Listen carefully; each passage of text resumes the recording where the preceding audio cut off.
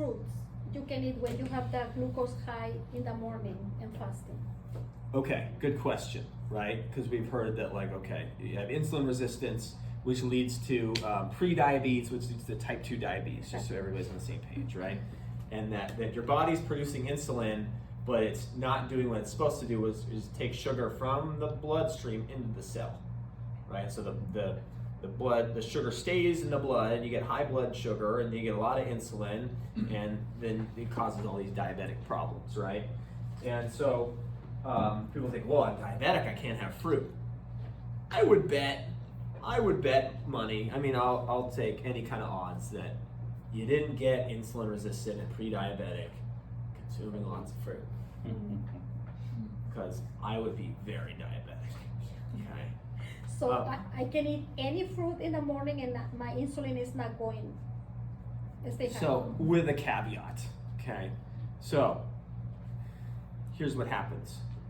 I'm going to give you the scientific answer. It's important to understand nuance, okay? Because we have time and we're not going anywhere. So insulin is secreted. Its job is to basically take the sugar that's in the bloodstream and grab it and escort it into the cell out of the bloodstream, okay? But it can't do that if there's a lot of fat in the bloodstream. The fat is very globby and clumpy, and so it's like the insulin grabs the sugar and it's coming up, and then it's like trying to get in the cell, and like bumping up against it, and it just accumulates in the bloodstream, and then you got less sugar and insulin, and you've got problems, right? So if you ate a lot of fat the night before, and you try to eat fruit in the morning, it's probably actually going to spike the blood sugar. So this is the moving the obstructions out of the way, removing the obstructions, right? So the fruit's going to spike the blood sugar, but only because there was a bunch of residual fat. So, you